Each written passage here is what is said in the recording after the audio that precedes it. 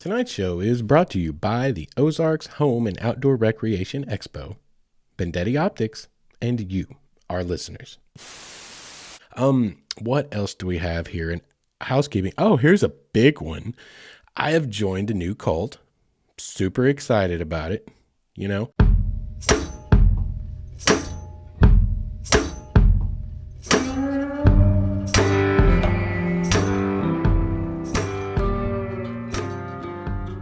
What is up, guys, and welcome back to the Wayward Stories podcast. Wayward Stories is the podcast dedicated to our wanderings and our wonderings. How are y'all doing tonight? How was your Labor Day weekend? We are literally, it's Labor Day right now today. As I record this, y'all, they are hot and fresh here lately. These episodes are coming hot off the grill straight into your ears. You might remember before I was able to get, out ahead of production by a month or two. When I was off for 2 weeks at a time, when I was only working half a year because I was doing the over the road thing in all those cities for Big Purple, for the Big Purple Giant. But now with school and everything, y'all, it's like I'm flying by the seat of my pants. Like, I got to get this dude cranked out tonight and turn around. And oh crap, what is it I've got to work on tonight? Oh yeah, comp 2. I have an essay due for comp 2. So yeah, we're in the danger zone. We fly right into the danger zone. Cue Kenny Loggins. Anyway, how are y'all doing? How was your Labor Day weekend? I hope you had a great one. Whatever it is that you like to do on your holidays, 3-day weekends, I hope that you had a good time doing it. Mine was interesting, and we're going to talk about that tonight. Actually, this episode is going to be about something I literally just did up until last night. But before that, let's get into the now infamous housekeeping portion of the show, because I do have a few things that I want to talk about. Number one, I mentioned in, I believe it was the last episode, where I talked about you can kind of figure 5 degrees for every 1,000 feet that you gain in elevation. Like, because that can actually be useful. If it's 95 degrees down in a valley wherever you're staying, and you're like, I don't really know if I want to hang my hammock and sweat all night and be gross out there in the woods up on the mountain. Well, if you're going up 3,000 or 4,000 feet, you're going to knock off 15 or 20 degrees. So whatever the overnight high is going to be, it's going to be much lower than that. That's something that's useful that you can take into account. Well, I figured out, and this is why we're talking about it again in housekeeping, is my 5-degree mark was not accurate, but it was real close. I mean, that was, for me, it was just based on personal observation. That's just something I've noticed over the years, and that was just a round number. And I'm actually kind of proud of myself for noticing that little quirk of nature. And anyway, I was real close. There is an actual formula for it, and it's 3.5 degrees for every 1,000 feet. And you can kind of sort of bank on that from the research I did just to kind of fact check myself. But 3.5 degrees per 1,000 feet is pretty close. I was only off by 1.5 degrees, and it's not like I was running around out there with a thermometer. So keep that in mind. That could be a useful tool. That could be a useful bit of knowledge. I've always said the best tools are the ones that don't cost anything and weigh nothing. And that is information. That is why I love research. That's why I love to study. And that's why I'm such a huge proponent of it to all you guys. Know what the heck you're talking about. Learn what it is you're getting yourself into. It really opens up the world to you. The best tools weigh nothing. And it all resides in your head in the form of intellect. What else do we have here in housekeeping? Oh, here's a big one. I have joined a new cult. Super excited about it. I've joined the Subaru cult. And this is going to be interesting because for some of you longtime listeners, you go back, I don't know, 12, 15 episodes. I don't know. I think it was the Explore More episode. And we talked about vehicles a little bit. We talked about 4Runners. We talked about Subarus. And at that time, I mentioned that I'd done some, background checking on Subarus because it's a big fatty fad thing right now. And that I didn't come away with a real hot impression. I consulted someone who had been a mechanic in the industry for Subaru specifically, and he didn't say a lot of hot things. And so I kind of left it at that. But it came into my wheelhouse because I was like, I had to, y'all, I had to. I was super sad about the X. I had to let the X go. The mileage was high. I still owed a lot of money. There's a whole big long story behind that has to do with, I've mentioned in just a couple episodes ago how important credit is. Well, you know what? You can pay on a car till the day you die. And if you've got a bad percentage rate, a bad interest rate, you'll never pay it off. Well, I got that Xterra coming out of a divorce, right? Yeah. So anyway, the mileage was getting high. I still owed a lot of money, but it was still running great and it had a little bit of equity. And I was like, I really need to move on this. And what prompted me was gas. Y'all, we know about that. We've talked about that recently too. Jesus. It's gotten rough. And Subarus, they're clocking in at 33 highway miles per gallon. And like, this is the bigger, more important number, 28 in town. That is sheer insanity. So I was like, I'm really going to look into this. And I dug into it hardcore. I did some deep dive research. I really went down the rabbit hole and I came away with a different perspective. And this right here is a great example of what I tell you guys all the time. And I mention passingly all the time because it's kind of a core tenet of how I view life. There's nothing wrong with being wrong. I mean, heck, I did not have to tell you any of this story. I am broadcasting to currently all 6 continents, or 6 of the continents of the world. We're still looking for Antarctica. I'm looking at you listeners. Get me out there. But I'm broadcasting that I was wrong about something. I don't have a problem with that. That was my understanding based on cursory research and checking with some sources that I had. But upon a deeper dive, because it became more prevalent in my world and something I really wanted to consider, I was able to find more information and it swayed my point of view. And that, y'all, is what you call personal growth and evolution. Now, we are talking about a car, and that's kind of silly, but it's not, because it's a principle thing. In principle, if you carry throughout your life hey, I don't know anything for sure. You tell me they're alien lizard people living in the center of this earth, running a shadow government, and all of our political leaders are puppets. While I may agree with you that all of our political leaders are puppets, I'm going to think it's pretty ridiculous, the whole alien lizard people part. But you know what I won't say? That it's not possible. I mean, it's not possible, but it's not possible. I can't say that it's not possible because you know why I can't say that?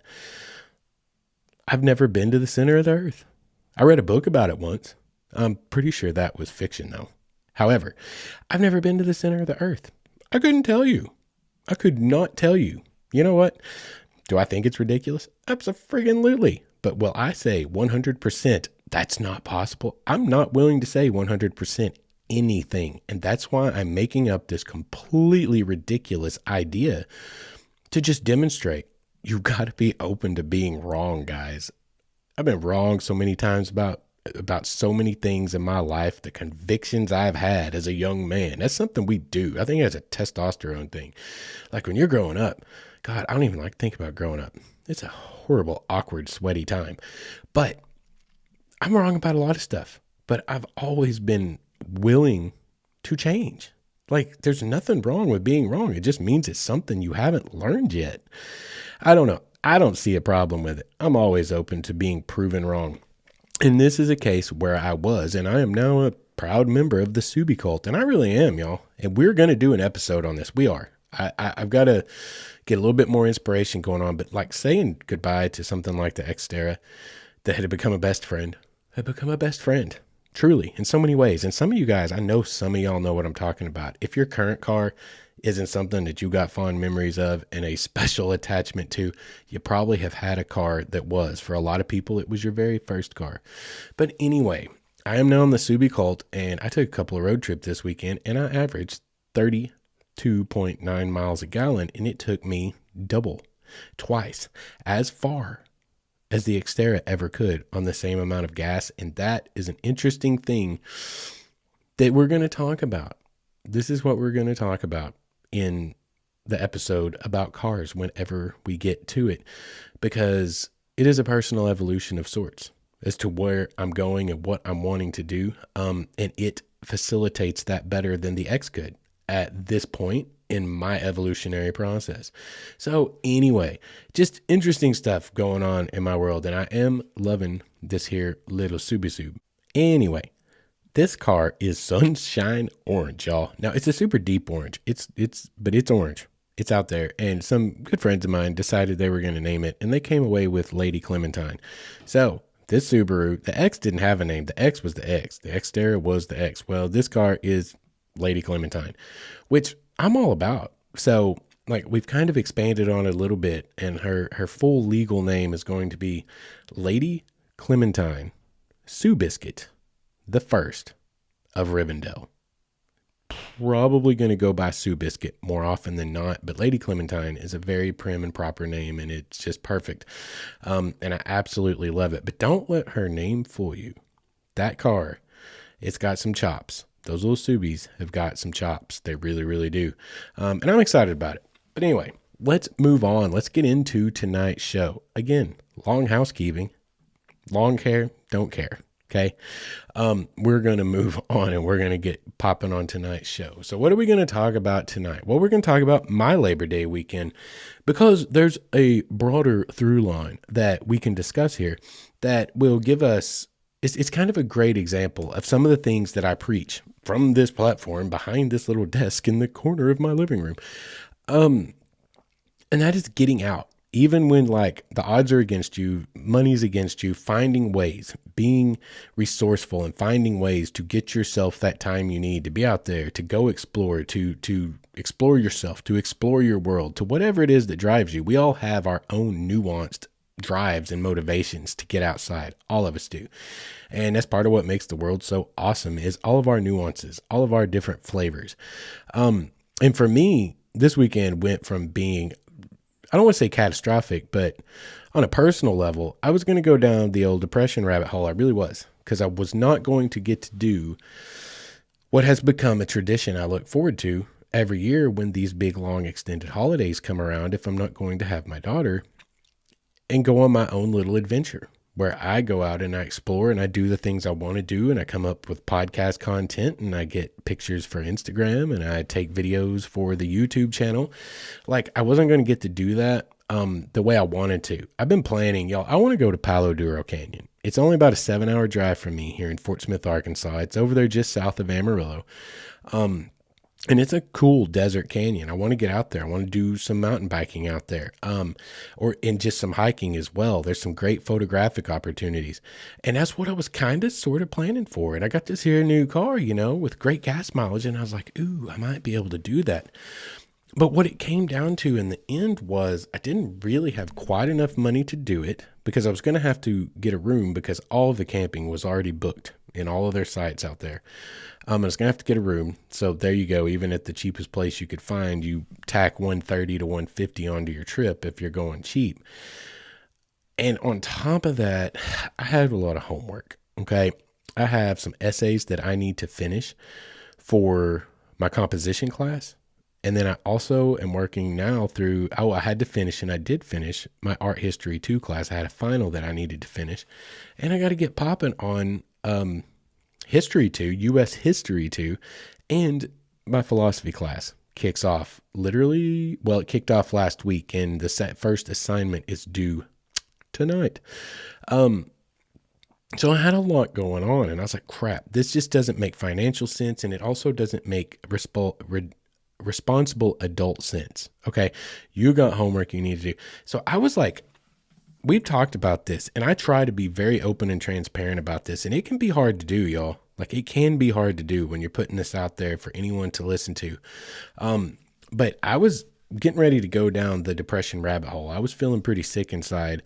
And I think all that goes back to, honestly, like poor trauma from childhood, like what I can't do, the resources I don't have to do the things that I want to do and live the life I want to live, and basically being controlled by circumstances.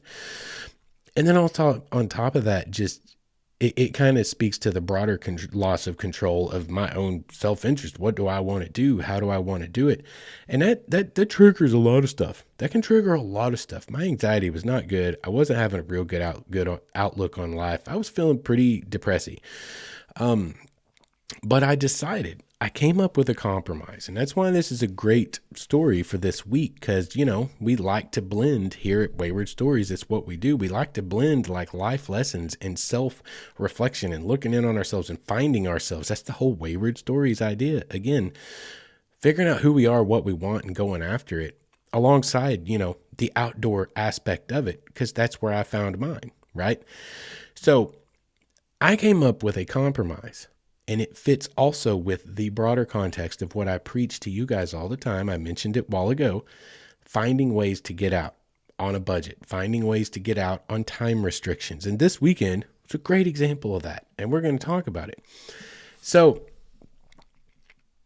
what I concluded I should do is I should take a series of day trips throughout the weekend, and then I would come back in the evening and I would do one of the assignments that I needed to do and get it out there and get it back to my professors. And that's exactly what I did. Like, it actually worked out really well. Yes, I still felt kind of cruddy in ways because I was missing out on the bigger, I want that. I need those adventures to places I haven't seen before. That's a part of my personal evolution. Wanting to go experience new places and new cultures and new ideas. Like in Palo Duro Canyon, I've told you about my love for the desert Southwest. Like, good grief.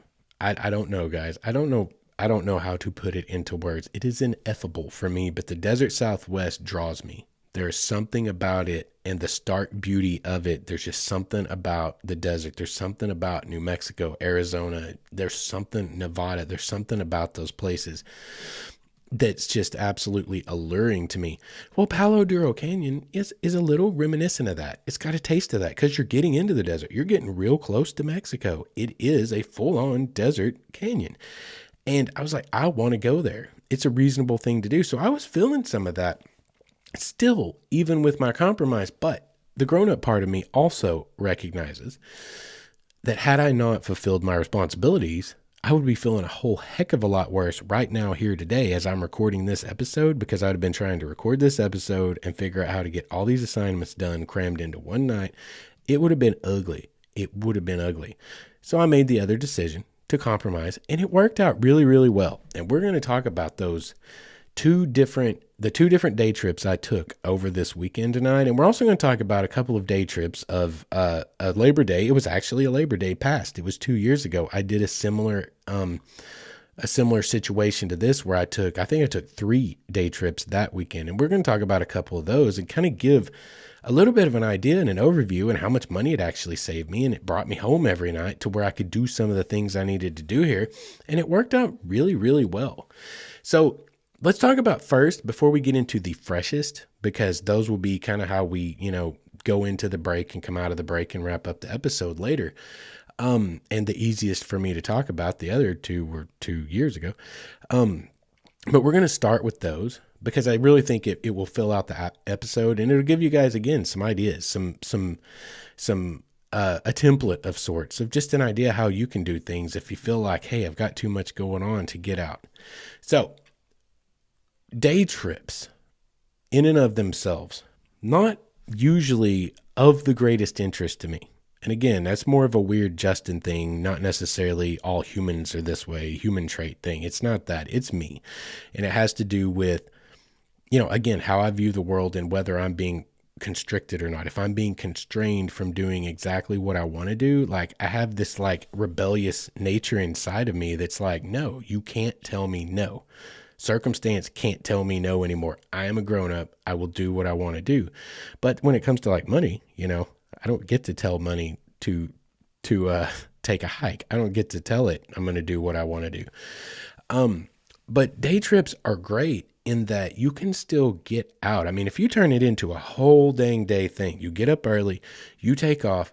For me, again, it's the unknown. Where can I go see things I haven't seen before? Where can I go do things or experience things I haven't done before? And after a while of living the way I live, we've talked about this. My adventures fill all my free time, which now school's taken over a lot of that, sure.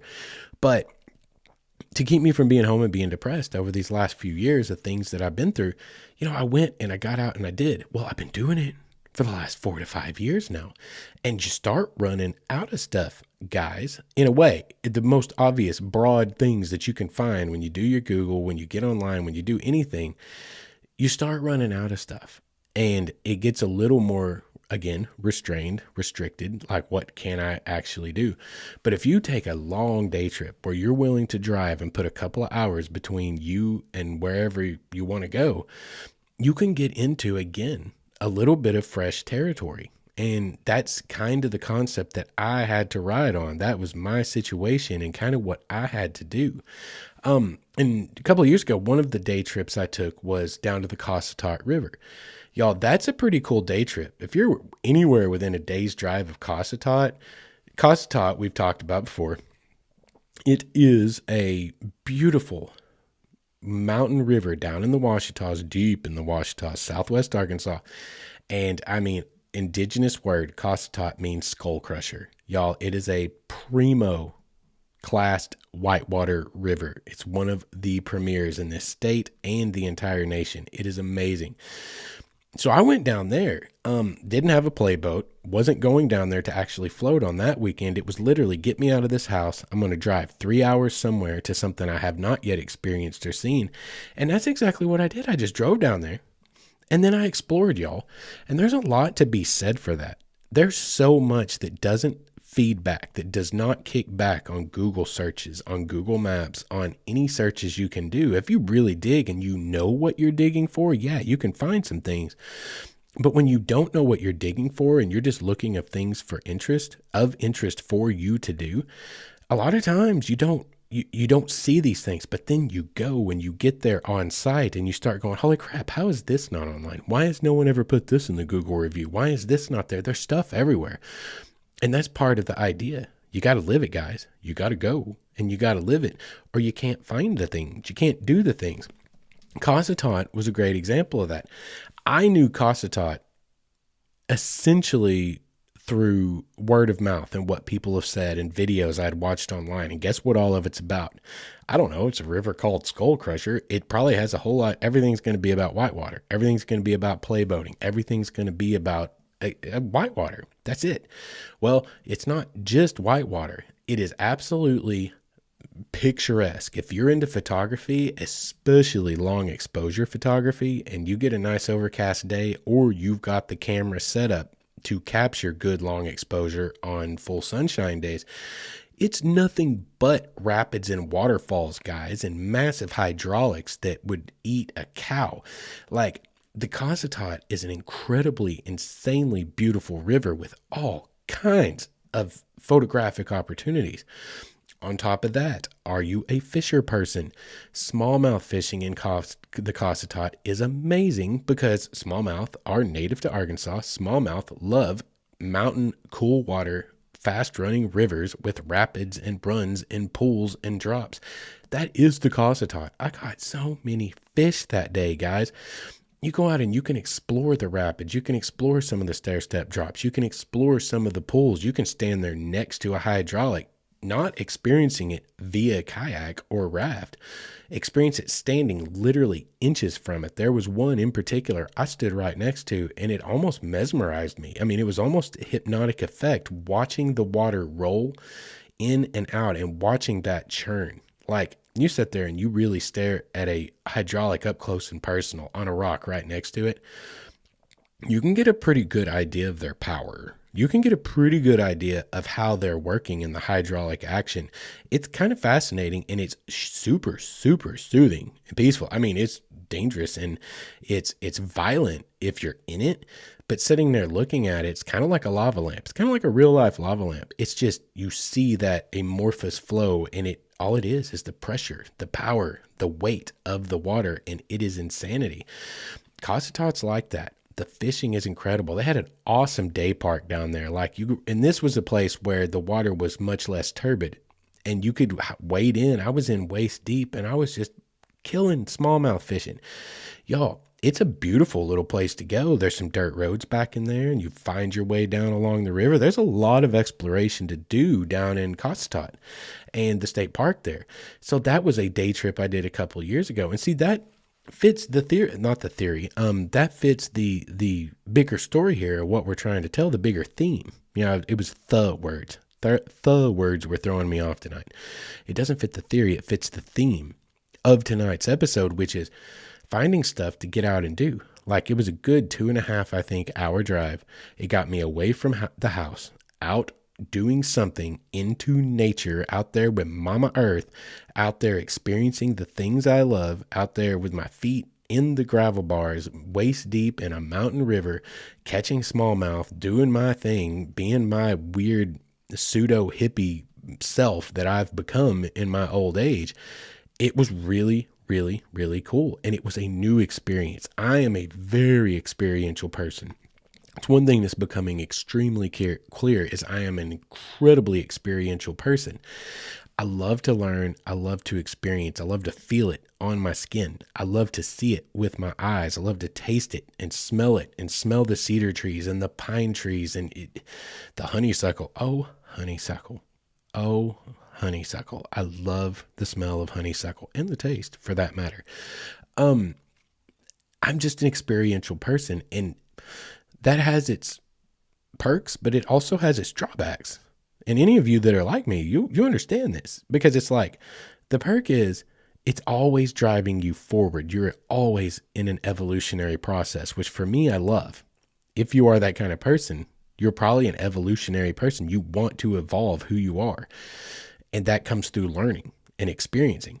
And it drives you, and you just gain this massive amount of knowledge and experience and wisdom and all these things that just make you all the better for whatever the next phase of your life is, whatever the next chapter is. The drawback is it makes it hard to want to do the same things over and over again, because you crave new experience. I crave new experience.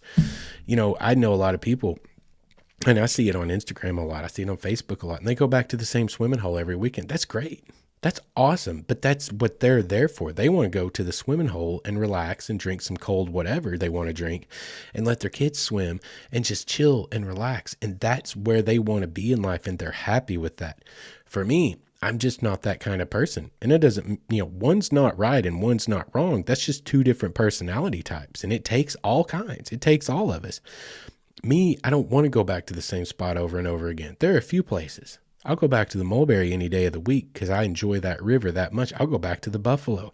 And plus, you can have a new experience on the Buffalo every time you go with 100 billion miles of river. Like the Buffalo's incredible. And I think I've floated the majority of the full length of the river at this point in my life with 20 years worth of sections at a time.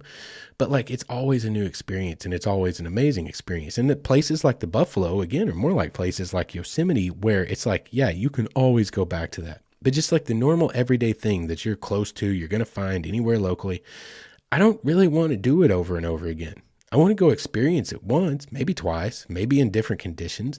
You can hike down to Big Bluff during the day and hike out, and that's great. But I'll go back like I did and hike down and stay the night in a hammock and stay on Big Bluff and do astrophotography. That's a specific experience. It's not just the place, it's the experiences that I chase. So that is a drawback, because you start running out of new experiences. But what I'm telling you, and the point of tonight's show is, when you get out and go, and you allow yourself to go dig in and start looking, there's more there that you never knew. And the two trips that we're going to talk about from this current Labor Day weekend after the break, I'll give you a really good idea of a lot of that. Some of this stuff that I maybe sort of knew about, but found more when I got there. Some of it's very, very fascinating stuff. And that's what it's all about, guys, is getting us out there searching and finding the things we want to see, whether it's photography, whether it's fishing, whether it's just, some of you guys are really into barefooting and just hiking bare feet and like grounding. Like, that's some big stuff going on right now. And y'all, I know a lot of you that listen. I know a lot of you personally that listen, a lot of friends of mine and stuff that aren't into all that at all. And you don't see it with any amount of respect whatsoever. But I mean, I won't foo-foo on it, not by a long shot, because there is something to be said for getting in touch with, I don't know, the planet that supports our existence on this. I mean, we are alive because this planet exists. I'm not going to look sideways at anyone who has their own ways of communing with literally our life support. This is our life support system, right? Anyway, it's all really interesting stuff, and it's all stuff that you can go experience for yourself. And the day trip the day trip is a really good way to do it. Like I said, it can be that compromise where it takes, the camping fees or the site fees or the day use fees possibly, or the hotel fees. If you need some of you, I have a lot of folks that listen to me that are getting on up there just a little bit in age, and it's just too hard. It's just too hard to stay out. And if you can't afford a camper, where are you going to go? You still want to travel, and they'll go and they'll stay in their hotels. Like, if you can do a day trip, sometimes that's that compromise that can save you the money. I mean, had I gone on the trip I'd planned, say, I'd have spent an extra $150 this weekend. As it stands, I got 32.9 miles to the gallon for several hundred miles all across the western portion of Arkansas, and found a lot of things I've never seen before for a fraction of that. You know what I mean? And got to eat some really good food at places I'd never gotten to eat before. Like, it can be a great compromise. The day trip can be a great compromise. Anyway, we need to cut and go to commercial break for a few minutes. And when we come back, we will talk about this weekend's trips that I just took. And we'll see you guys on the other side of the break. What is up, all of you Wayward Souls? I want to tell you guys about our newest sponsor, Vendetti Optics, a brand based right here in the good old US of A, Portland, Oregon, to be exact. And I bought my first pair of Vendetti sunglasses about a year and a half ago and fell in love with them, so much so that I got online and ordered a couple of more pair. And when I did, there was a small shipping snafu, an order fulfillment snafu, and I got on the phone, gave them a call, and guess what? I get a call back from who? One of the big men themselves, right there in Portland, from the top of the chain. Have a great conversation, and we end up starting this great relationship we have. They more than made right the little snafu that occurred, and I am now a huge proponent of them because I can tell you from personal experience they are good people, and they're trying to compete with the big boys out there, coming in at a price point of about $40, but using the exact same frame material, TR90, and the same polarization process as the big guys. As it turns out, something I think we are already probably knew in our hearts, when you buy big name sunglasses, you're buying a big name, not necessarily any more quality than you can get somewhere else, like at Vendetti Optics.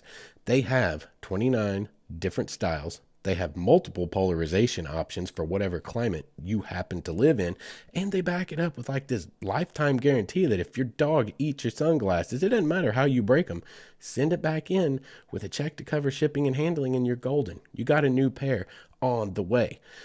These guys are truly trying to do it right, and they have this philosophy that a really good pair of sunglasses should not cost you so much that you are afraid to wear them. And I think all of us outdoorsmen can relate to that. So if you guys, like me, are very practical and like to get more bang for your buck and wear some great looking sunglasses, check out VendettiOptics.com. That's BENDETTI optics.com, or you can go over to Instagram/Vendetti Optics.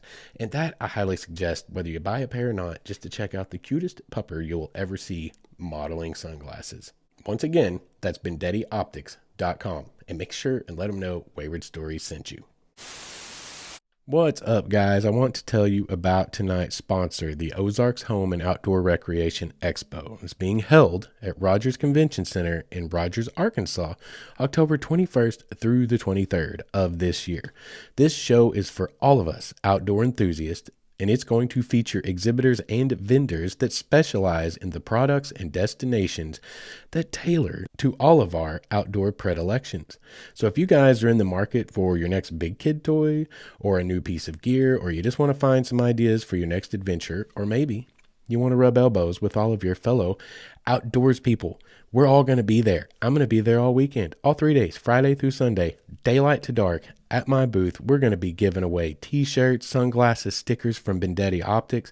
We're going to be giving away some handmade tactical gear for hiking and search and rescue applications from another great friend of the show, Solomon Dry Goods.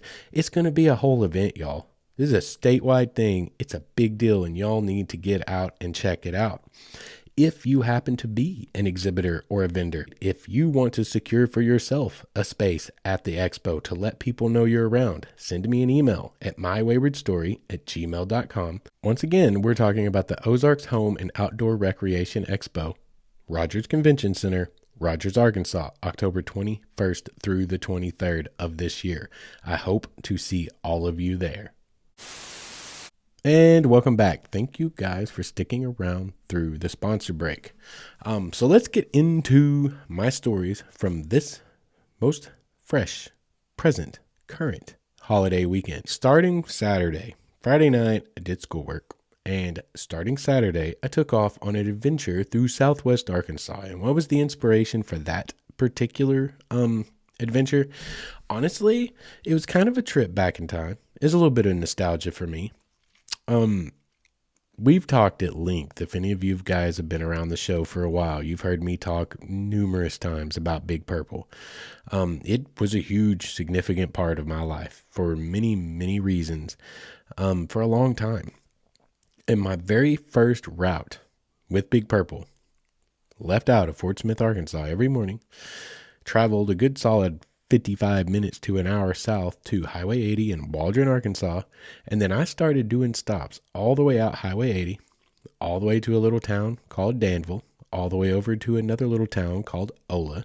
From Ola back over to Plainview all the way down to Crane's Nest, which is within like 30 miles of hot springs. And for any of you outside of the United States of America, or outside the state of Arkansas, for reference, the furthest stop on my route, and by the way, the furthest stop from that terminal in Fort Smith, Arkansas, for the whole terminal, for any company running out of that terminal, the furthest stop, period, full stop, was on my route on Trail 86, and it was approximately 2 hours and 43 minutes drive time from the terminal when I had to go all the way down to that stop.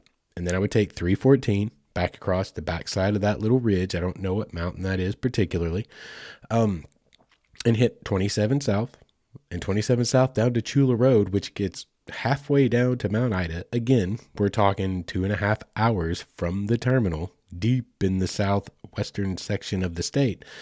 And then I got to drive all the way back up to Rover and take Highway 28 all the way back to south of Waldron. And then I had to turn left, not right, not north. I had to turn south. That doesn't make any sense in podcast format, does it? I had to turn south away from Fort Smith, Arkansas, and drive another 15 miles south to do more stops before I finally made the 1.5-hour drive from that part of my route all the way back to the terminal, some usually 12 hours later, after having done like maybe 55 or 60 stops over 350 miles. On days, it was usually about 320 miles. So on days when we touched the four corners of the earth, is what we used to say when we would have the worst stops on any given route all in one day, because every route had 3 or 4 stops that were just like, you would see it on your manifest and you would start hitting your head against the wall. Not today. Every once in a while, the cards would fall and the big purple gods would frown upon you for some transgression that you had committed, and he would give you all the worst stops on your route in one day. And we touched the four corners. And when I had to touch the four corners, it was a 370-mile day, and I had to stop and get gas out of my own pocket, because the one gas station that I could purchase fuel at down in that area did not take Fuel Man cards, my corporate card. So I had to buy it out of pocket and then get reimbursed. It was a whole thing. I hated those days, but it was 330 to 380 mile route, depending on the day. But as much as I hated it, I have some fond memories of it, because, I've told you guys that the podcast was kind of born and conceived in this format, the way that I have thematically set this podcast up in California on a trip for Big Purple for FedEx. But the idea of making a podcast and the evolution of me from the person I was in the months directly after my divorce, and my entire cataclysmic, earth-shaking change of life. And it wasn't just from that divorce. It was a whole life thing. Everything shifted. I'm talking dramatically, seismically. It was in those 13 and 14 hour long days that I discovered podcast. It was in those days I discovered audiobooks and Audible. And all I felt inside of me was a drive to get somewhere else, to be a better person than I was before, to learn more, to advance myself and my everything in this world, mostly intellectually and spiritually and emotionally, like all the important things. And that was born in these 13 and 14 hour days, 12 to 14 hour days, driving around in the beautiful, beautiful Ouachita Mountains in all kinds of emotional turmoil. But those podcasts gave me something. They gave me something to listen to. They gave me something to take my mind off all the horrible things. And in those first, 12 to 14 months of my employment with Big Purple, I'm talking like evolutionary things were happening in the life of the old Wayward Son here. Like the idea that I wanted to have a podcast, I wanted to speak with a public voice about things that mattered to me was born there. So much of who I am right now, this minute, saying the words that are coming out of my face mouth, were born in those first months after my divorce on that route in the middle of nowhere, seeing nothing but deer and bald eagles and loblolly and plantation pines and lakes and creeks and rivers, the Fush Lefebvre River, Nimrod Lake, all that stuff. It literally has kind of a special place in my heart. Like we've talked about that at least once on some episode. I don't remember which one, but how there's good and there's bad. It may have been When Life Gives You Lemons. How there's good and there's bad.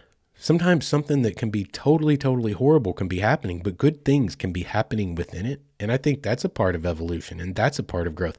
Well, a lot of that was happening down there in the Ouachita Mountains, 6 days a week, for like 14 months of my life at a very, very, very formative time of my life. It's not very often that your formative years revisit you now, is it? Like you do a whole lot of that formative stuff when you're like 3 to 4 years old, and when you're like 12 to 15 years old, and when you're like 20 to 25 years old. It's not often that those moments revisit you. And they revisited me at 38 years old, and a lot of good things came out of that. So I have a lot of fond memories of that. Since I quit running that route, I hadn't seen it. I hadn't been there. And that's plenty of time to forget the crappy crap that there was about that route and being gone all those hours of all those days of a week, and just be able to remember, as we talked about in that one episode, I think that little defense mechanism on our brain always likes to remember the good stuff, the good times. So like it has this like little bit of a fond memory, a place within the fond memories file of my brain. So that's where it started, was like, hey, that would be a really cool trip to take today. It's just retrace it. Road for road, not to every stop, not up driveways, because that would just be creepy, but actually the highways, at least, and the towns, go cruise through them, and that's exactly what I did. And I found stuff down there that was just awesome. Now, I used to deliver, like, for example, you get down there far closer to Hot Springs, the central part of Arkansas, to kind of geolocate it for those of you outside of the United States. There's a lot of lakes down in those deep, deep valleys created by the Ouachita orogeny and the uplift that created the Ouachita Mountains. There's some deep ravines, and I mean, it's kind of a great place to build some dams, You get a place where the ridges are pretty close together and you pour a bunch of concrete in between them. You've got a hydroelectric dam, and you've got clean energy for a whole lot of people and big recreation opportunities, right? Well, Nimrod Lake is one of those lakes, and I delivered to their project office all the time when I ran that route. But I never actually went and saw the dam. And I was like, you know what? That's what today is adventure. So let's go down and let's go see the Nimrod Dam. So I did. I drove. I retraced those tracks. I went down Highway 80. I went through Danville, went over and saw Ola, went to Plainview, went down and ran 314. Well, when you go down from Plainview towards Hollis and towards Crane's Nest, you go right by the lake, by Lake Nimrod itself, but then you go by the project office. So we whipped in. I went up there and checked out the dam, and y'all, it was cool as heck. I got some pictures that I really, really love. Like after editing, I really, really, really love those pictures. You guys go check them out. They're over on my Insta page, at Wayward Son 119. You guys need to follow me on Instagram. I'd love to get in touch with you guys that way. But go over there and you'll see some of those pictures. They're super, super cool. It was a super moody day. The clouds kind of rolled in. They were kind of low. They were kind of dark. It wasn't really threatening. It didn't storm hard. We didn't even get any rain, but it was just moody. And getting a giant dam like that, and there's this giant metal contraption, a crane that was built on tracks to roll, obviously giant equipment back and forth across the top of this dam. I don't know why, but it so thoroughly evoked an idea, in a sense, of like German architecture pre-1945. like German Nazi type of stuff. And it's not that it is. Don't think I'm making, don't misquote me, guys. Don't take that the wrong way. It's just with those ominous clouds and the darkness hanging over the landscape and this giant piece of metalwork. Like, 'cause that's the way the Germans engineered things. If you're a history nerd, you know exactly what I'm talking about. Germany did everything huge. And that's what this big old huge rusty gray piece of like crane equipment, moving piece of equipment, it's just what it evoked. And the dam itself has some really cool looks. I got some really cool pictures that I'm pretty psyched about. You guys need to go check them out. Let me know what you think. But that was a really cool stop. And then I get to looking on the map and I see, like, I wanted to go down and see Trail 86. Cause again, furthest point from the terminal, my worst stop by far. And it's, you turn right next to the Hollis Volunteer Fire Department. But I saw on the map, the Hollis CCC camp. And I was like, well, hey, now there's one. I didn't go that far. Trail 86 was as far south as I went. What is this Hollis CCC camp business? So I drive down. It's like 3.5 miles on down highway. Is that 7 or 27? Either way. And I went and checked out the Hollis CCC camp. And it's pretty cool. And I want to talk about this. I want to elaborate this because for any of you outdoors folks, especially here in the South, now I don't know how this works up in the North. I don't know if this was a thing in the northern states or not. And yeah, forgive me. I'm ashamed to be someone who is something of a historian. And getting real close to being able to say that, like not have to say amateur historian, like getting a degree in anthropology and focusing on history. Like I'm actually literally going to be able to say, oh, I'm a historian. That's a really cool thought. That is something of a motivating factor. I need to put that in my little motivational notebook, whatever. But as something of an amateur historian my entire life, I'm a little bit ashamed to say that, but I don't know how the CCC worked everywhere, but I know how it works in the South. And for any of you outdoors people, you owe a lot of your recreational opportunities to the Civilian Conservation Corps. If you don't know what that is, because I know most of you do not care for history in the way that I do, the Civilian Conservation Corps was a facet of the New Deal put forward by Franklin Delano Roosevelt back when we were we were in the Depression. That's when the Dust Bowl was happening. I know most everyone's heard of the Grapes of Wrath, and you know that's based on a real life event, the migration of all of those farmers in my home state of Oklahoma, which, by the way, guys, my own family, many of them, the older generation, were a part of that migration. I still have family to this day, third and fourth cousins that I don't know and I'll probably never meet out in Bakersfield, California, and up and down the southern coast of California, because a lot of Oklahomans, and I would suspect Kansans and maybe Arkansans, but it was really mostly Oklahomans, and that's the key central focus of what the Dust Bowl was. Everything in Oklahoma, all the crops, all of everything was just turned into nothing because of this massive drought. And this is all in the middle of the Depression, y'all. You want to talk about bad times. You want to talk about bad times. I see you people on Facebook like, God, things cannot get any worse. We have to arm for the revolt. Y'all, you have no idea. Pick up a history book. We've got it pretty darn good these days. Anyway, the whole state turned into the Dust Bowl. Why did they call it the Dust Bowl? It wasn't a football game played on a dusty lot somewhere in the middle of a town. No, it was absolutely it was dust. Everything was dust. Turned into sand dunes, basically. The whole stinking state was just mostly nothing but dust. Nothing could be farmed. I mean, the pictures from the Dust Bowl, y'all, it's a whole thing. And I have family that I don't know and probably will never meet, distant cousins that were all a part of a lot of the people that went out in that migration, and many of them came back. And there's a whole lot of people in this area that have family like I do, distant relatives that you don't really know out there in California, and it all came from the Dust Bowl. But anyway, Depression era, the Dust Bowl's happening, and Roosevelt comes up with this deal, and some people still point to that in political ways, and we're not going to touch any of that on politics. I'm just giving you information today. But one of the things they came up with the New Deal is, think of it this way. Y'all just got stimulus checks, right? We all just been getting stimulus checks for like the last 2 years because of COVID, right? Okay, this was like one of the original stimulus checks, but you had to work for it. That's all there was to it. Hey, we're going to make jobs, and we're going to pay you to do those jobs. Here's your stimulus check, because unemployment, y'all, during the peak of the Depression some estimates have, I say some estimates, some reports, and again, you're 100 years on nearly at this point, 90 years, how accurate was the reporting then? But 25% unemployment rate, 1 in 4, 1 in 4. And they put people to work, but they made jobs to do it.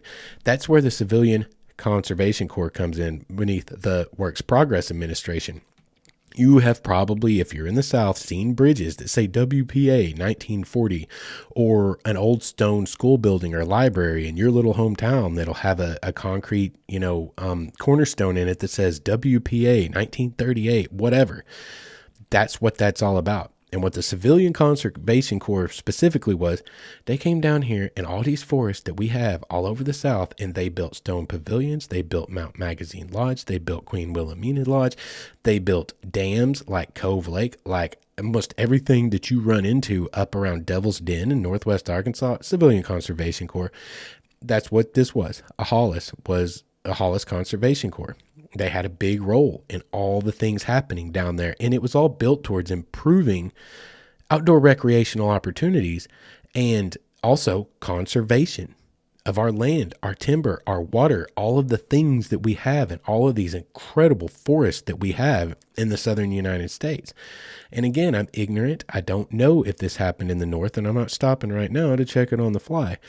But it's definitely a thing in the South. And if you are an outdoors person, especially here in Arkansas, Oklahoma, you name it, all across the South, you have benefited at some point from the work of the men and women. I believe there were some women involved in some capacities, but it was mostly men, of the Civilian Conservation Corps. And it may even constitute an episode in its own right someday. You know me, I like to blend the things I love into this podcast. I could easily get a whole podcast about the CCC in here, just going over different sites here in the state of Arkansas and Oklahoma that they built. And they're all recreational opportunities, things that people do all the time right now, still here today, living off the handiwork, benefiting rather from the handiwork of the Civilian Conservation Corps. It's really cool. It's really cool stuff. But I went and checked it out, and some of the ruins are there. There's a standing fireplace from, I believe it was the community hall.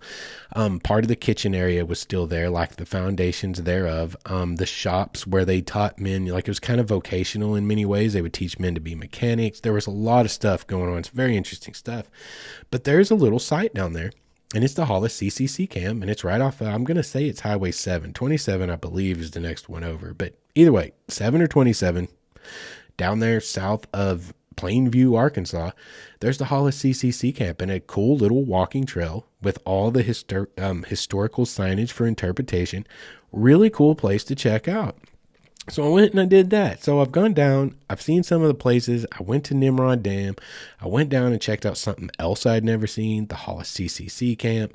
Came back up and I cruised down Highway 314, which is a really neat little drive. And you guys, just any of you that like to take driving trips, if you're local, this is a good one for you. Guys, go hit you some Highway 80. Take Highway 80 out of Waldron, go over to Danville or Ola, either one. You can cut across the mountain in either place. And go over to Plainview, scoot all the way down to Hollis area, hit Highway 314, come back over to the other highway, 7 or 27. It's one of those two. It's one or the other. Either side is one or the other, and I don't remember which one's which at this moment. Come back up that highway to Highway 28, and you hoof it down Highway 28. There are a lot of really cool buildings and abandoned barns and things like that to take pictures of, y'all. Like, I got a bunch of cool pictures, and I've posted 3 or 4 of them again over on Instagram. You should go over there and check it out. It's really, really cool. But it's a great day driving trip, y'all. If you're going through the mountains, you're going through the plantation pines, it's absolutely gorgeous driving down through there. And all the roads are pretty dang solid. The state highways especially are really good shape. It's a great day driving trip. And so we came back around, and I went back up 28. Got over to, just south of Waldron, hit 71 south, and I hooked it back up, and I had dinner in Waldron. And that's another thing. Whenever you get out on day trips, you're saving the money. You ain't spending the night somewhere, whatever. You're probably going to eat anyway somewhere. If you did take your whole big old weekend trip, might as well eat a cool dinner somewhere. It's somewhere local. I'm a big fan of eating food locally, at the local diners, the local non-chain style restaurants. And so I checked out Judy's Drive-In there in Waldron. I had the old hamburger because I went in there. Okay. And this, to be fair, I went in there and I looked at the menu and I was like, they're all about burgers and fries, but we got this whole section about Tex-Mex over here. Yeah, no, I'm not going to try that. This place looks the part. It's Judy's Drive-In, right? This looks the part of the place where if you want to get a greasy burger, this is the place to get a greasy burger. And I did that, and it was an excellent, excellent, excellent hamburger. You guys, a lot of you older folks, a lot of you older timers, you know what I'm talking about when I say some of those old drive-ins in the middle of nowhere, they still have that same cast iron top grill that's been there since 1963.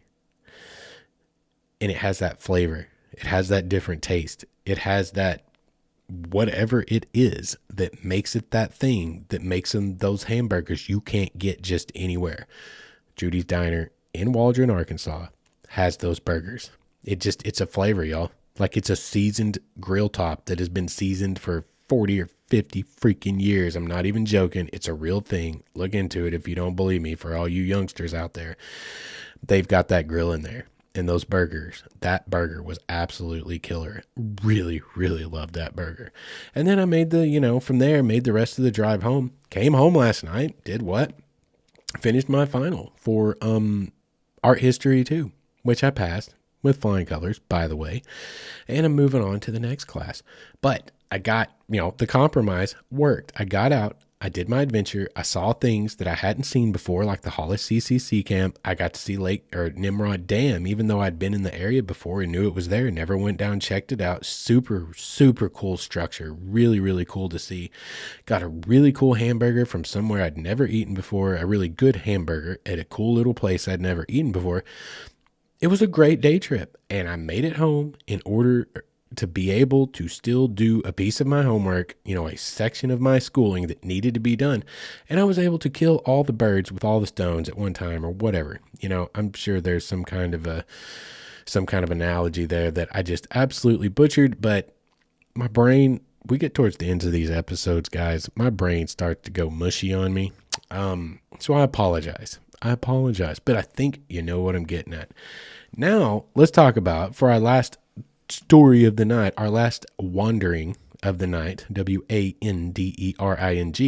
Let's talk about day 2, which was Sunday, which was yesterday. What I set out to do yesterday, this was something, and this is one reason I kind of do enjoy Instagram.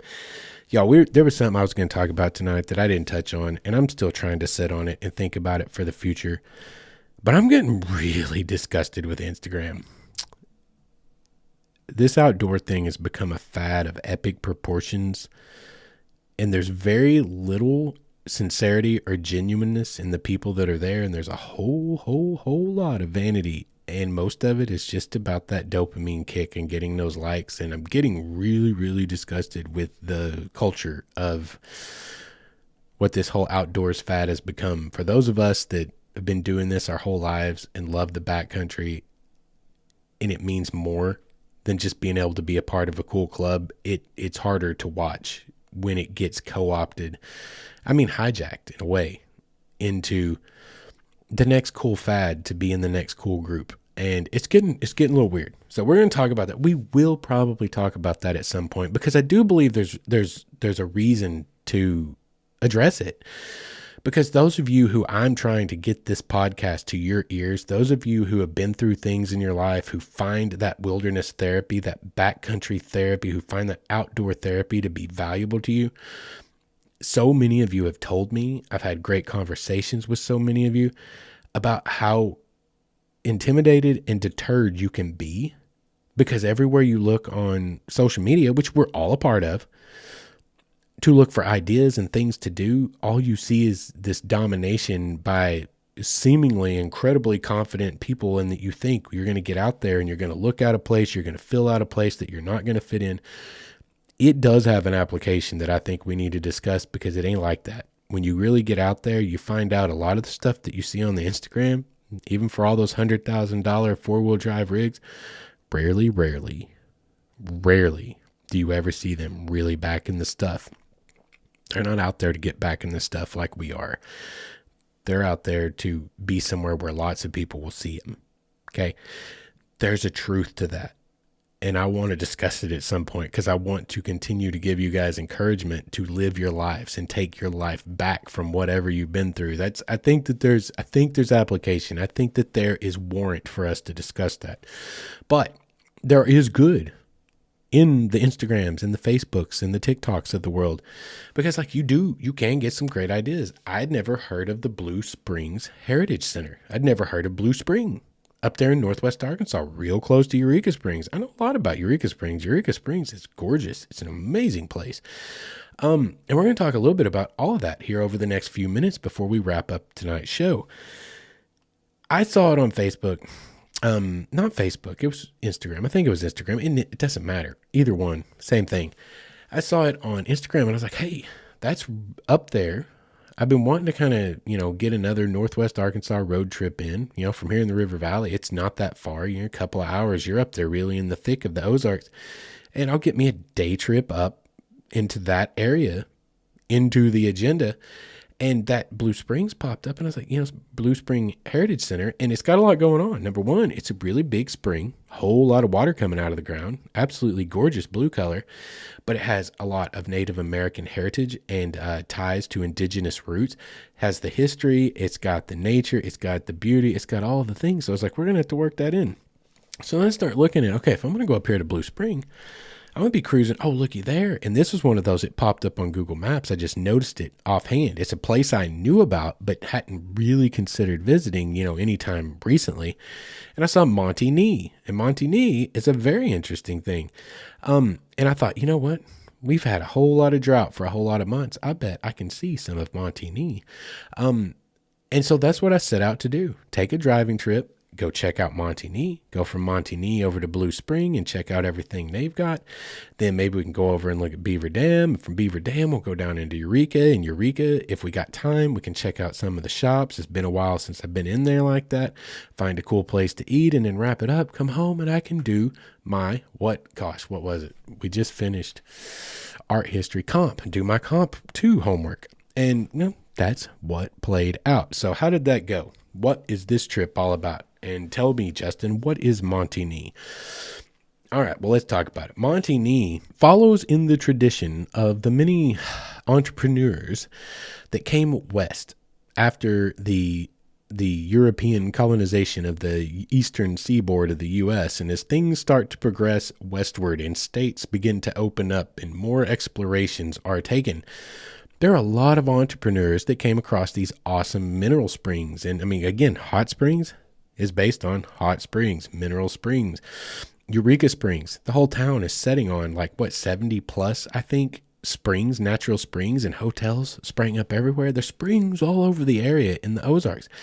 And a lot of entrepreneurs, they made these hotels and they would do their little snake oil thing. We have healing waters, be cured of cancer and melanoma and mesothelioma and all these things that don't even exist yet. It'll cure you of everything and it will make you strong and beautiful and you'll live forever. That was a thing back in the 1800s and the early 1900s. It was a big deal. Well, Monte Nee follows in the tradition of that. And I'm actually going to read you a quick excerpt here about the history of Monte Nee, just to give you guys an idea of what's going on with it. And I'm taking this from Wikipedia because it was the most immediate source. I know Wikipedia is not a great source, but when it comes to things like this that aren't politically charged or scientifically versus evolutionary versus religion, when it's just stuff like this that nobody cares about, it's usually pretty accurate. It's usually a history nerd like myself locally who wrote the page. So we're going to trust it tonight. Monte Nee was a community in the Ozark Mountains of the White River Valley, east of Rogers, on the edge of Beaver Lake in the U.S. state of Arkansas. From 1901 until the mid-1930s, the area was a health resort and an ambitious planned community. It was owned and operated by William Hope Harvey, a financial theorist and one-time U.S. presidential nominee. 2 of its hotels, Missouri Row and Oklahoma Row, were the largest log buildings in the world at that time. Oklahoma Row's tower section is one of the earliest examples of a multi-story concrete structure. Now that's fascinating. The tower is the only structure of Monte Nee still standing that can be seen at normal lake levels. Monte Nee introduced the first indoor swimming pool in Arkansas, and it was also the site of the only presidential convention ever held in the state. Y'all, Monte Nee was a resort, and a massive one at that. The pictures, if you get online of it in its heyday, it'll blow your mind. And you may have noticed that I mentioned something in that little excerpt from Wikipedia. It mentioned that at normal lake levels, it's one of the only buildings you can still see. Yes, you heard that right. Why is Montigny interesting? Because the ruins of Montigny were inundated by Beaver Lake when it was constructed in 1964. And when the water gets really low, when we have really droughty conditions, you can go and you can see the ruins of Montigny because the lake will drop 30 feet sometimes, or close to 20 feet, 30 feet. I think like 27 was a extreme level, and the amphitheater that was built for it is visible. The retaining walls for a really interesting structure. This guy seemed like he had some delusions of grandeur, possibly, not to speak ill of the dead, even though he's been departed for, a century. But it sounds like he had some delusions of grandeur because he was trying to build like this pyramid. He wanted to build an obelisk, okay, that would reach above the valley, because by his particular reckoning of geology, those mountains would eventually erode away and fill in the entire valley. And the only thing that would be standing invisible would be this obelisk he was going to build, to which he was going to encase within it basically a book of his writings about his discourse on the Bible and his takes on the politics of the day, and a lot of other little things that are time capsule-esque that would have been indicative of the lifestyles of the time. And that's I think that my theory might actually hold up, because his resort eventually failed because he started putting all of his money and focus into this obelisk, which was in a sense a monument to himself. That's me reading between the lines, but what he was going to encapsulate in it was basically his worldview. And that never did come to pass. But that's what also ended Montigny as a resort. But why today? For you, if you are, say, a scuba diver, it is an incredibly popular place. Beaver Lake is a huge scuba diving destination. The waters are crystal clear. Beautiful. Beaver is a beautiful, beautiful place. You can go dive Montigny and see some of those ruins underwater, or right time of year and everything is droughty, you can see it above water. And that's what I went to do yesterday. And I did get to see that one standing tower that remains of Oklahoma Row. I did get to see the chimney that is all that remains of Missouri Row. And I did get to see a few remains kind of sort of poking their way out of the lake, but the lake's not as low as I expected it might be given all the drought conditions. But it's really, really fascinating. Somewhere just out there beyond my eyesight was literally an amphitheater underwater. And also, if you're a scuba diver, there are several bridges that actually are still in place underneath the lake there that cross the canal that he dredged to bring all the spring waters down into one big lake, which is, guys, he built a railroad to bring people to it. He got a gondola, like not the kind of gondolas that ride on railroads, but the gondolas that you push up and down a canal, like think of Venice. He had a whole thing going on. He had a huge conceptual mind, and it would have been freaking popping, y'all. That place would have slapped in its day. And now the ruins are all inundated beneath the waters of Beaver Lake. And if you're a scuba diver, you can check it out. Or if you're just an intrepid explorer, you don't even have to be intrepid. You can drive right up to it on pavement and park where the boat ramp is. And if the lake's low, you can walk around and explore those ruins all on your own. And it makes for some really cool picture opportunities. Lake wasn't quite low enough for my purposes yesterday, but I did get to do some exploring, and I'm glad that I went and got to see it. From there, I went on up to the Blue Springs Heritage Center. Blue Spring Heritage Center is a really, really cool place. It is a spring that pumps a whole bunch of water out of the ground. I believe they said 38 million gallons a day, which is, I thought, dang, that's really high. Is that like up there at the top with like Spring River where Mammoth Spring comes out? We talked about that, God, a year ago on here. Mammoth Spring pumping out 9 million gallons an hour. But then I did some quick, math, and I was like, no, that's way different. But 38 million gallons a day, still a whole lot of water coming out of the ground. Super cool place, and it has got heritage, y'all. It has got history. Archaeologists place the first inhabitants spending time in the bluff shelter right above the spring area as far back as 10,000 BC, if I'm not mistaken. Maybe it was 8,000 BC, which would be 10,000 years ago. But either way, we're talking the earliest paleo indigenous people of this nation inhabited that rock shelter. And the history that goes with that rock shelter coming up into the present day, multiple bands all the way from the Woodland Indian period all the way into the Mississippian period. Y'all, so much stuff. But then you also have, Danny Boone. You remember talking about Daniel Boone? several episodes ago, like if he had his way, we'd have like a 51st state of America called Transylvania. Man, I would have gone to the University of Transylvania. That would be life goals if we had the state of Transylvania here. It's like, gosh, can you imagine trying to keep up with that, learning all your state names? Throw Transylvania into the mix. But anyway, he spent some nights there. A handful of famous people spent nights there. There was a grist mill right there off of it that was burned down in Civil War activity. Y'all, the history is rich there, and it is incredibly beautiful. It is reminiscent of like a Japanese Zen garden. It really is. It is a gorgeous, gorgeous botanical garden type of a situation with this beautiful blue spring welling up in a concreted out and rock retaining walled area. You know, they controlled this even way back in the day. They built a concrete cap around it to kind of control the flow of water into a single, a individualized channel, et cetera, et cetera. But it's a really cool place with a whole lot of history, a whole lot of heritage, and it's absolutely gorgeous. You want to talk about a serene place. And again, if you're into photography, big time photographic opportunities. Like we're talking lush, y'all. The flowers, vibrant colored flowers, blues, purples, yellows, reds, the blue water. Like if you are a good photographer, the opportunities abound. And there's a lot of great, a lot of great history there, but also you learn about a lot of that history up in their little, in their interpretive center. There's a video you watch before you go down to kind of get an idea. It kind of orients you to what you're about to go see and what you're going to look into. And it was absolutely awesome. It was a really, really cool stop. It's going to cost you a few dollars. I think it was $16.50 a head for adults or whatever, but it was a really, really cool stop. And from there, you can just plug right over and head down 20 miles or so, 20 minutes or so. You can head down to Eureka Springs, y'all. And Eureka Springs is where it's at in this state. Eureka Springs is awesome. It is for everyone. If you're into photography, if you're into history, if you're into hiking, if you're into anything, guys, Eureka Springs is just a killer place. It is absolutely popping. There's so much that goes on there and gosh, I mean, heck, if you're into the paranormal, y'all, the Crescent Hotel is there. They have ghost tours. Like, you need to see Eureka Springs with your own eyes. You know, I've been there before a few times here and there, kind of passed through. I've eaten dinner or I ate lunch there one day.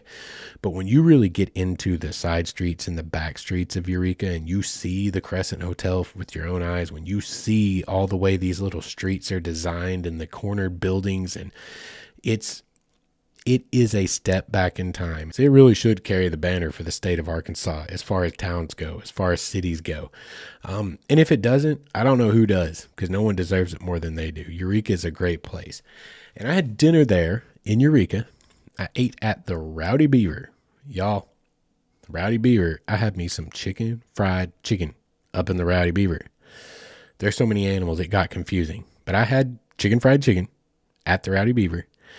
And it was really, really excellent, y'all. It was really excellent. I gained a lot of weight over the weekend, I think. I think the day trips are not doing my figure any favors, but my taste buds are still thanking me. And I still have a little bit of Rowdy Beaver fried chicken hanging out in my refrigerator right this second, and maybe a snack right after I finish recording this as I start editing tonight's show.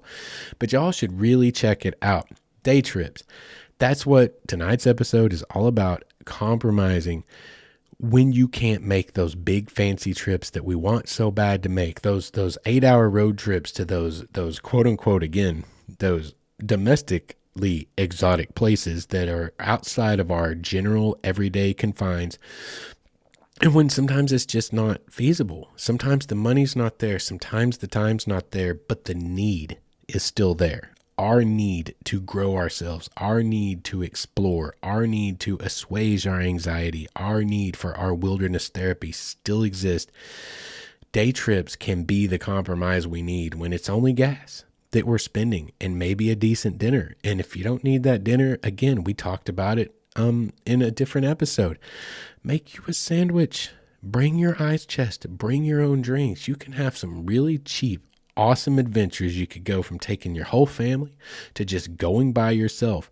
But once you pick a place and you hit that road and you go, it is back to being the freedom of the open road. Even if you're going to a section of a state you've already been to, if you go with your eyes wide open and your mind wide open and you start looking for the things you haven't done, you will be amazed what is there to see that you've never seen, and you can still get that little taste of that thing that you've never seen before, that you've never done, and just expand your wisdom, your knowledge, your intellect, your everything just a little bit more. Every road trip has its benefits, and that includes day trips. And anyway, I don't know, man, that kind of wraps up tonight's episode. I hope you guys enjoyed it. I sure enjoyed making it. Sometimes I get these ideas, like I've still got like 3 episodes sitting on the back burner that I need to be knocking out. But I haven't felt particularly inspired about them, so I kind of leave them back there simmering, waiting for something, maybe to come up that will go along with them or inspire that button, that hook, that theme, that through line that will carry that episode. So we got episodes waiting, just sitting back there waiting to be baked so we can put them out there for you guys to consume. But this one came up. It was organic. I was looking forward to talking about it, so we just fired it off tonight. It was a little bit from the hip because I got a whole lot of stuff going on, but I hope that the content was there. I hope that you enjoyed what you heard. If any of you guys have any episode ideas, now this is for real, get in touch with me, mywaywardstory@gmail.com. If any of you guys have any episode ideas, like concepts, sometimes there's this concepts like, hey, I think it'd be cool if you talked about, tell me. Let me know, and I might make an episode about it. Y'all get in touch with me. Tell me, I'll talk about it. If you want to send me questions or something you want to hear me talk about or get my opinions on, because people do ask me in messages sometimes, send me a message asking me to talk about it, and I will. Just give me permission to talk about it on the show. I don't even have to use your name or whatever. Whatever it is you want to hear the question or hear the answer to at least my thoughts on a question or a concept you'd like me to talk about, man, send it my way. I would like to explore this. I think this would be a fun little experiment. Like, send it to me at mywaywardstory@gmail.com, or you can, if you're follow me on Instagram, send me a message, whatever. I think that would be really cool. I love interaction, and I always want to urge you guys to get interactive with me. I want to engage with you guys. I hope that you guys will like and subscribe. And if you do like and subscribe, I hope that you will go leave a review anywhere that you listen to the show. For anything else you guys might like to see about the projects we have going on, the things that we're working on, the places we're trying to go, the things we're trying to do, go over to waywardstories.com. You can listen to the show there from the main page. You can check out our photo galleries. You can do basically anything right there. You can get the links to my Instagram page, my Facebook profile, anything. If you want to get in touch, waywardstories.com is the way to go. And I think that does it. I think that wraps us up for tonight. You guys don't forget about that Ozarks Home and Recreation Expo that is coming up here in about 2 months now. Like I said earlier, we're going to have some great giveaways from Vendetti Optics and Solomon Dry Goods. There's going to be a lot of cool stuff going on. You guys keep an eye on my Instagram page, on my TikTok, because we'll be doing announcements over those things as they come in. A lot of cool stuff going on right now, and I'd like to make you guys a part of it. So until next time, I hope you guys have a good couple of weeks coming out of this Labor Day weekend, and we will see you again in 2 weeks. And until I do, you guys go out there, find something good to do in this world, and do not forget to be good to each other.